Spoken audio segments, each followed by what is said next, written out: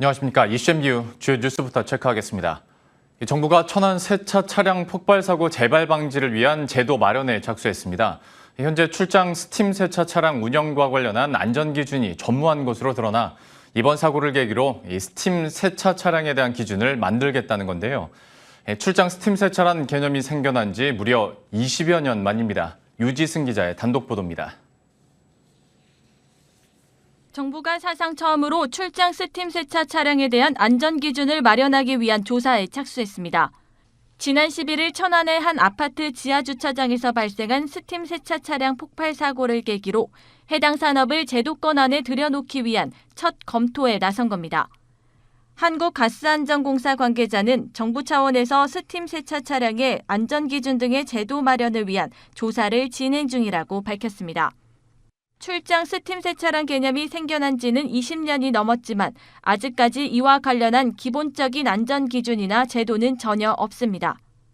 스팀 세차 차량에 실리는 기기는 고압의 증기를 만들기 위한 연료로 가스와 전기, 등유 세 가지가 있습니다.